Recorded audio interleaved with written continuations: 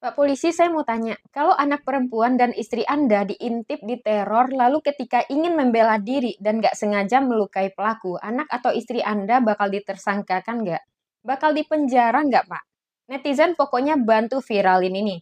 Ibu single parent ini dipenjara 14 bulan dan ditagih 60 juta karena siram air keras ke pria yang sering meneror dan mengintipnya.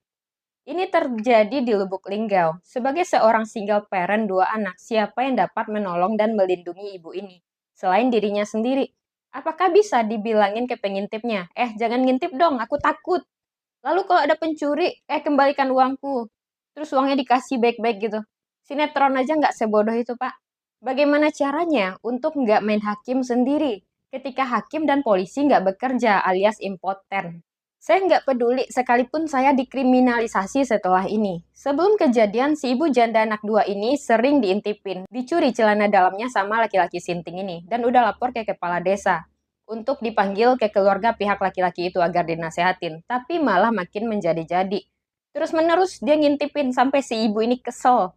Dan ketika dipergoki lagi, akhirnya si ibu ini siram dengan air keras. Dan lucunya ibu ini yang ditangkap kena pasal 351 ayat 1 KUHP dan dianggap melakukan kejahatan, dipenjarakan selama 14 bulan.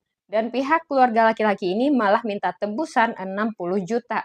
Terus pertanyaan kita semua, kalau kita dicelakai, dirugikan, dilecehkan, kita harus kasih pembelaan yang gimana lagi, Pak? Dipukul salah, dilapor nggak ditanggepin, disiram air keras, kita yang dipenjara. Terus kita harus gimana, Pak? Lapor ke Anda. Kan nggak semua orang berduit buat bayar gerak Anda, Pak. Koreksi kalau benar. Dan untuk si pelaku yang merasa korban, otaknya di mana sih? Anaknya yang salah, udah lah ngintip, malah minta 60 juta. Terus siapa yang mau nyekolahin anak si ibu ini yang udah ditangkap? Udahlah dia janda, siapa yang bakal ngurusin dia?